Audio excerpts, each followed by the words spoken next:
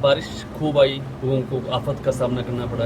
हालात ये हो गए कि प्रदेश में बाढ़ का खतरा हो गया। बिल्कुल बिल्कुल, अब पानी तो नीचे आएगा, ऊपर तो रुकेगा नहीं, नीचे आएगा। लेकिन हमको भी पता है, अपने प्रदेश को पता है कि जब पानी आता है तो ये पहली बार तो नहीं हो रहा। इस बार बारिश है ज़्यादा, हम मानते हैं, लेकिन ये मालूम है कि जब बारिश ज़्यादा होएगी तो इस तरह से हमारे यहाँ हमारा ये एरिया इफेक्ट होगा। तो इस उसका प्रबंध तो सरकार को पहले से रखना चाहिए और चौकन्ना रहना चाहिए। बादल फटे जा रहे हैं ऊपर, जो हमारा पहाड़ी क्षेत्र है, तो पानी आता है, उसमें समय भी लगता है यहाँ तक आने में। तो सरकार को इन चीज़ों के बारे में पहले से प्रोएक्टिव होकर काम करने की ज़रूरत होती है। सरकार दावा कर रही है कि उचित प्रबंध किए जाएंगे। दावे तो हैं कि ये जाएंगे कब, अगले साल या बारिशों के बाद, या जब नुकसान हो लेगा सारा उसके बाद। अभी भी देखो, कल हम गए थे वहाँ पर, देखा हमने, विपक्ष अगर कोई बात उठाता है और नेता प्रतिपक्ष अगर कोई बात उठाते हैं तो उसको सरकार को भी गंभीरता से लेना चाहिए, इलेक्शन कमीशन को भी गंभीरता से लेना चाहिए, और आम लोग और मीडिया सब उसको गंभीरता से ले रहे हैं। क्योंकि मीडिया के सामने राहुल जी ने जो बातें रखी हैं, लोग उसको देख रहे हैं। और जिस तरह से ये बात रखी हमने, उसी को आधार बताया जो कागज़ इलेक्शन कमीशन ने दिए थे। टाइम लगा, फिजिकल वेरिफिकेशन करनी पड़ी, लेकिन हमने उन्हीं को आधार बनाया।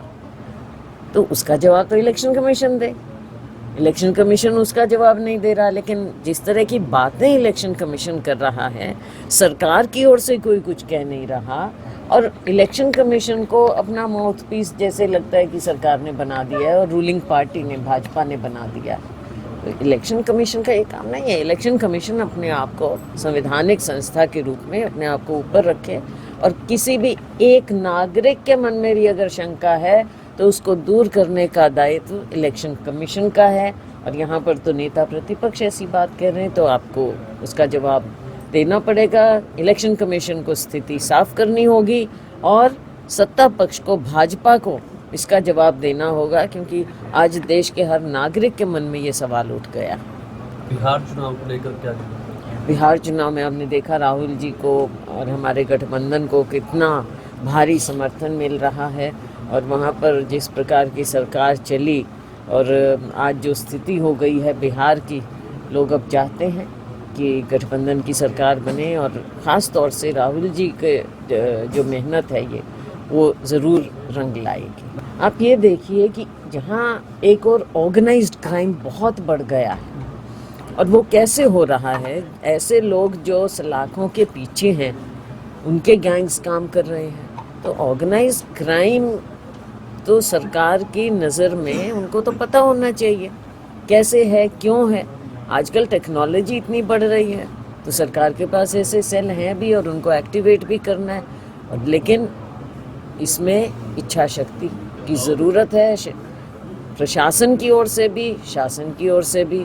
और जो ये नेक्सस बनता चला जा रहा है ड्रग्स का, क्रिमिनल्स का, ऑर्गेनाइज्ड क्राइम का, ये एक चीज़ है।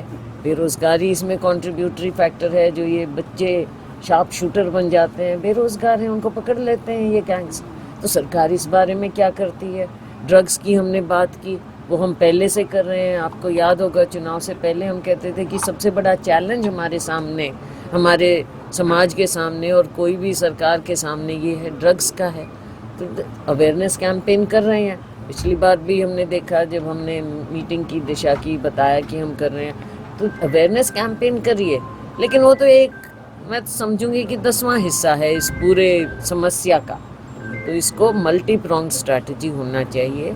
एक और रोज़गार होना चाहिए, दूसरी ओर शिक्षा होनी चाहिए, तीसरी ओर जो क्रिमिनल हैं और ये बड़े बड़े गैंग्स हैं, उनके ऊपर जब तक सरकार अपना पंजा नहीं कसेगी, तब तक हमारे बच्चे ऐसे त्रस्त होते जाएंगे। नेता प्रतिपक्ष का चयन अभी तक नहीं हो पाया, हालांकि 2-3 सेशन विधानसभा के चले गए। तो हाईकमान देखेगा, इसमें कौन सी इतनी बड़ी बात है। तो सारे हमारे एमएलएज वहाँ पर वोकल हैं, काम कर रहे हैं, मेहनत कर रहे हैं, और अपनी आवाज़ उठाते हैं, लोगों की आवाज़ उठा रहे हैं हमारे सभी एमएलएज।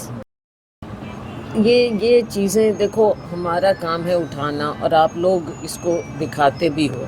कई चीज़ें तो मैं आप लोगों के माध्यम से भी, जो मीडिया आप दिखाते हैं उसके माध्यम से भी लोग जो हमको बताते हैं, हम खुद देखते हैं, उनको हम उठाते हैं। लेकिन ये काम सरकार क्यों नहीं कर सकती? क्या सरकार को नहीं दिख रहा?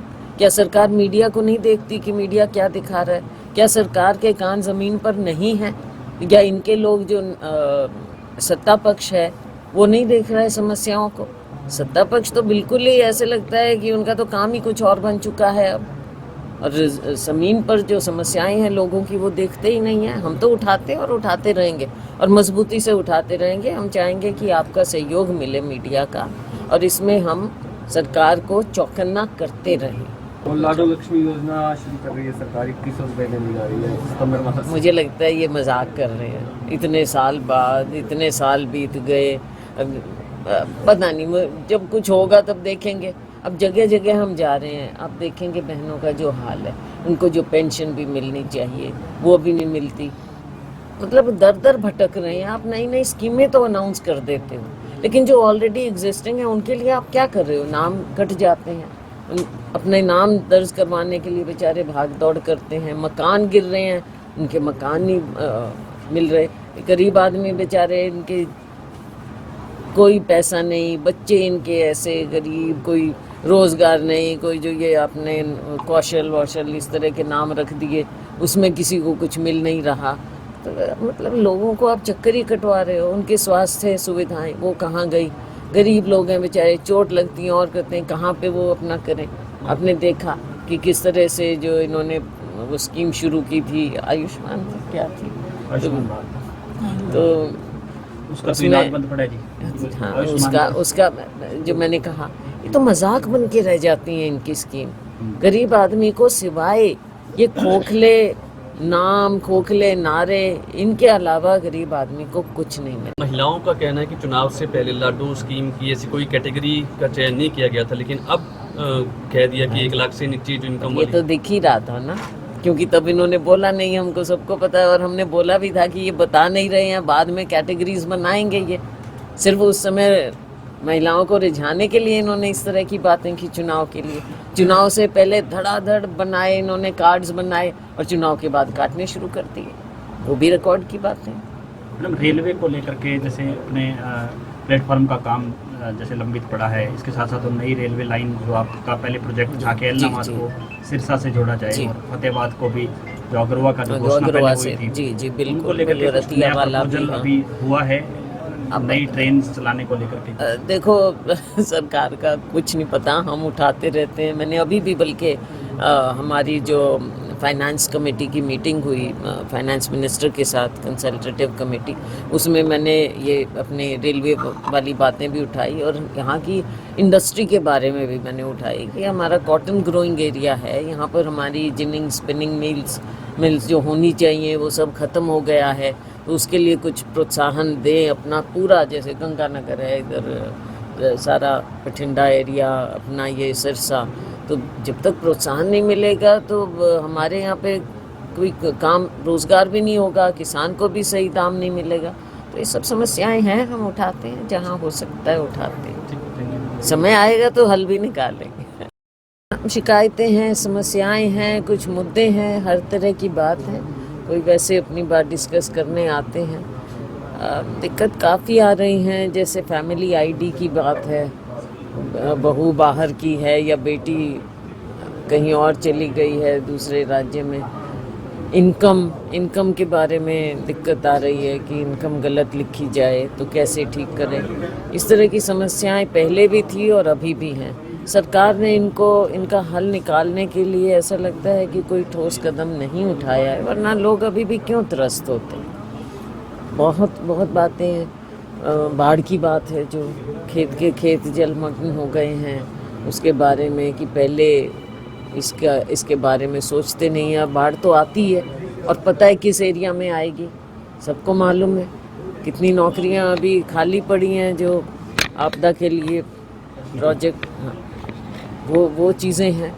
तो इसके अलावा जो देखने में आ रहा है, कई लोग कहते हैं कि अफसर सुनवाई नहीं करते, कई लोग कहते हैं कि हमारे यहाँ विकास के लंबित पड़े हैं मामले बहुत लंबे समय से।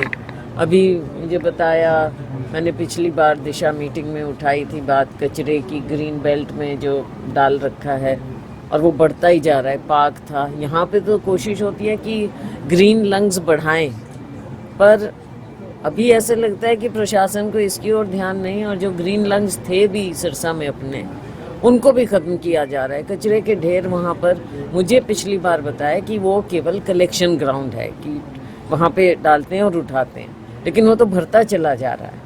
तो मैं तो चाहूँगी कि आप लोग भी इस चीज़ को देखो, क्योंकि यहाँ पे सब रहते हैं, तो आम नागरिक की बातें हैं, ये सबको अफेक्ट करती हैं, उनकी सेहत को अफेक्ट करती हैं। सरकार को इन बातों के बारे में उदासीन नहीं होना चाहिए, बल्कि संवेदनशील होना चाहिए, प्रोएक्टिव होना चाहिए कि हम कैसे बढ़ाएं, कैसे सफाई करें। पर बहुत दुख की बात है, कौन सा हर बार हम कहते हैं, कहते भी, खैर हम तो नहीं थकेंगे, लेकिन ये सफाई और ये सब जो बातें हैं वो कागज़ों पे रह जाती हैं, इच्छा शक्ति नज़र नहीं आती कहीं।